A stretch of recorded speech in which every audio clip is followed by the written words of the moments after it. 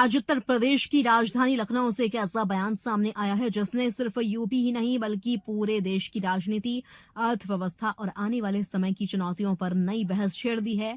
मुख्यमंत्री योगी आदित्यनाथ ने पश्चिम एशिया में बढ़ते तनाव को लेकर देशवासियों को चेतावनी भी दी और एक संदेश भी। उन्होंने कहा, देश रहेगा तो हम सब रहेंगे, प्रदेश सुरक्षित रहेगा तो हम सब सुरक्षित रहेंगे।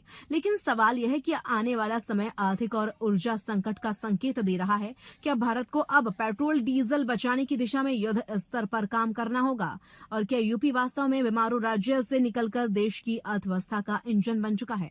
आज हम आपको बताएंगे सीएम योगी के भाषण की वो बड़ी बातें जो सिर्फ राजनीतिक बयान नहीं बल्कि आने वाले भारत की तस्वीर मानी जा रही हैं। दरअसल लखनऊ के होटल ताज में आयोजित टाइम्स ऑफ इंडिया के conclave 9 defining years of transforming UP में मुख्यमंत्री योगी आदित्यनाथ ने लंबा और बेहद महत्वपूर्ण संबोधन दिया। अपने भाषण की शुरुआत में ही उन्होंने पश्चिम एशिया में जारी संकट का जिक्र किया और कहा कि इसका असर सिर्फ युद्ध क्षेत्र तक सीमित नहीं रहेगा। अब आपको सुनाते हैं सीएम योगी ने क्या कहा। उन्होंने साफ कहा कि ईंधन आपूर्ति प्रभावित हो सकती है, खाद्य संकट गहरा सकता है और वर्कों की उपलब्धता प्रभावित हो सकती है और वैश्विक अर्थव्यवस्था पर भी असर पड़ सकता है। सीएम योगी ने कहा कि जैसे कोविड महामारी के दौरान देश ने एकजुट होकर संकट का सामना किया था, वैसे ही अब भी हर नागरिक को जिम्मेदारी निभानी होगी।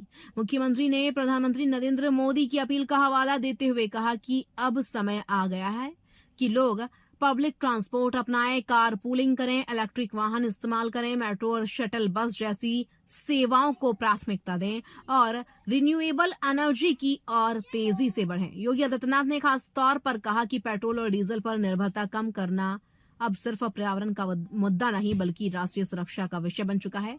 उन्होंने यहां तक कहा कि गांव में गोबर गैस प्लांट आधारित सामूहिक किचन मॉडल को बढ़ावा दिया जाएगा ताकि एलपीजी पर निर्भरता कम हो सके। सीएम ने बताया कि प्रदेश में 7,700 से ज्यादा गौ आश्रय स्थल हैं जहां 15 लाख से अधिक गोवंश संरक्षित हैं और इन्हीं संसाधनों का इस्तेमाल ऊर्जा आत्मनिर्भरता में किया जा सकता है। मुख्यमंत्री ने बिना नाम लिए उन लोगों पर भी निशाना साधा जो सोशल मीडिया या अधूरी जानकारी के आधार पर सरकार की आलोचना करते हैं। उन्होंने कहा, प्रधानमंत्री की अपील को पूरी गंभीरता से पढ़कर, समझकर और चिंतन मनन के बाद ही निष्कर्ष निकालना चाहिए। और फिर उन्होंने वो लाइन कही जो अब पूरे राजनीतिक गलियारों में चर्चा का विषय बनी हुई है, देश रहेगा तो हम सब रहेंगे, देश समृद्ध होगा तो हम भी समृद्ध होंगे।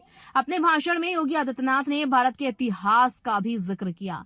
उन्होंने कहा कि एक ऐसा समय था जब विश्व अर्थव्यवस्था में भारत की हिस्सेदारी 44 से 45% तक थी। भारत कृषि, हस्तशिल्प, पर्यटन और व्यापार का वैश्विक केंद्र था। उन्होंने कहा कि भारत के पास सर्वश्रेष्ठ जल संसाधन थे, परंपरागत खेती का मजबूत मॉडल था, एमएसएमई और कारीगरों का बड़ा नेटवर्क था और भारतीय उत्पाद दुनिया के बाजारों तक पहुंचते थे।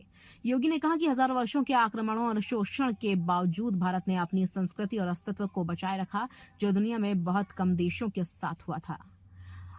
अब बात है उस हिस्से की जहां मुख्यमंत्री योगी आदित्यनाथ ने विपक्ष और पुरानी सरकारों पर सीधा हमला बोला।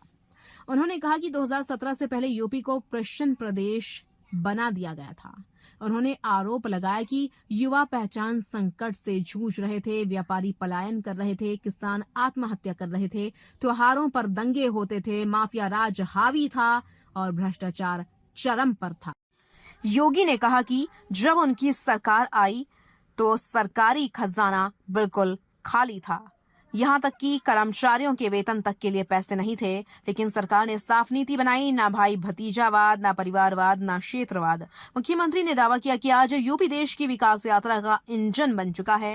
उन्होंने कहा, देश के एक्सप्रेसवे नेटवर्क का 60% हिस्सा यूपी में है। पूर्वांचल, बुंदेलखंड और गंगा एक्सप्रेसवे तैयार हैं। जेवर एयरपोर्ट देश का सबसे बड़ा एयरपोर्ट बनने जा रहा है। 15 जून से उड़ानें शुरू होंगी। दिल्ली मेरठ रैपिड रेल चल रही है। कृषि विकास दर 8% से बढ़कर 18% हो गई है।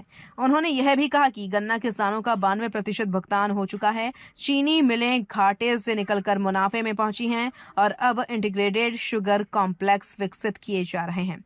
योगी आदित्यनाथ ने एमएसएमई सेक्टर को लेकर भी बड़ा दावा किया। उन्होंने कहा, जब सरकार सोती है तब इंस्पेक्टर राज चलता है। मुख्यमंत्री ने कहा कि पहले यूपी में एमएसएमई सेक्टर भगवान भरोसे था, लेकिन आज प्रदेश में 96 लाख MSME यूनिट काम कर रही हैं। करीब 3 करोड़ लोगों को रोजगार मिला है। 75,000 एकड़ का लैंड बैंक तैयार है और 34 हेक्टेयर के लिए अलग अलग पॉलिसी बनाई गई है।